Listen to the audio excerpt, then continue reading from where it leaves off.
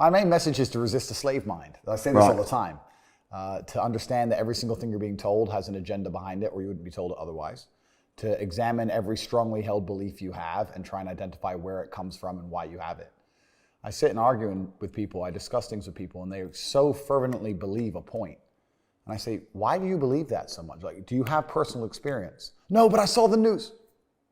Why do you believe? The news told you X, and now you are desperate. You will sit here for hours arguing that point.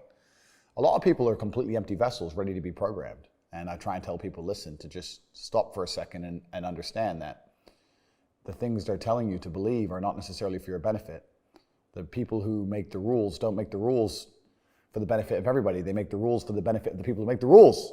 Yeah. That's the game. So telling people to resist a slave mind and just be critical thinkers, keep their brain open, pay attention to things, be perspicacious, that's the general theme. And it doesn't matter whether you're left, right, liberal, man, woman, etc. It's just think for yourself. That's the general message. Talk to me about the Matrix. When you say the Matrix are out to get you and all this stuff, who is the Matrix? Have you seen the movie The Matrix? I actually haven't. You've never seen the movie? No, I haven't. Oh, bro, you got to watch it.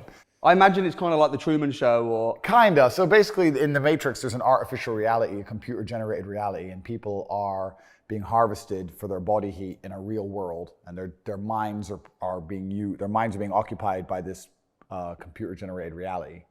And the basic premise of the show is that their body is being used for what is important, and they just distract their minds so that their body can stay alive long enough to give the machines what they want. And I really, truly believe that's a perfect analogy for the world today. We live in a world where people are being extracted for their value, their physical value, whether you're digging holes or carrying garbage or whatever. And your mind is constantly distracted by garbage. It's distracted by TV shows and concerts and clown world. I call it clown world because it's a never-ending circus. All this garbage they distract you with. First it's COVID, and then Putin cures COVID the day he invades and COVID's cured. And it's all just a big scam from head to toe. And the reason I call it the Matrix is because a false reality is being projected onto humanity, and they do that by controlling narratives. If they allowed people to have critical and open conversations about, let's say, COVID, at the height of the pandemic, it never would have lasted 3 years. But the reason, because they censor and delete one entire side of the argument, then you're only left with their version of reality, and they're projecting a reality. And they do that with nearly every subject.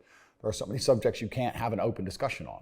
And if they delete all of one side and only keep one side there, then that's a false paradigm, it's a false reality, and that's what they're doing. And they're convincing people to act in certain ways and do certain things which are not necessarily in their best interest or necessarily true.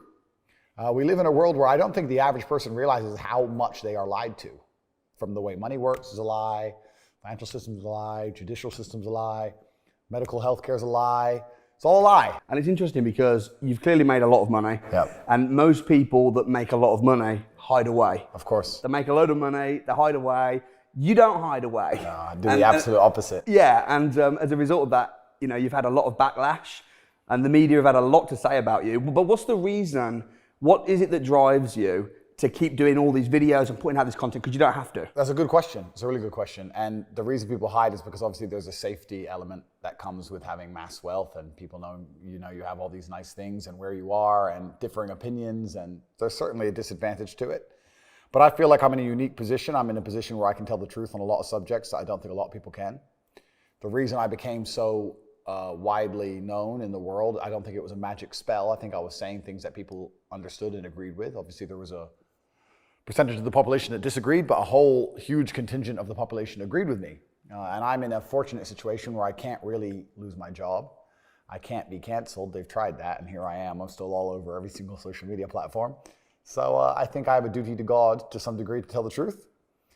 And I also believe that my children's children will look back at this period in history and they will be unhappy that not enough people stood up and told the exact truth, that too many people sat there and said, okay, well, I know this subject is bullshit, but I'm scared for my job, I'm scared of the HR department, I'm scared of getting canceled, I'm scared of the social media companies, I'm scared of whatever, so I'm just gonna sit and be quiet. And if you look throughout history, there's huge proportions of the population who were good people who decided to be quiet because they were afraid, and terrible things happened. So I think that I have a duty to God to run my mouth. So here I am.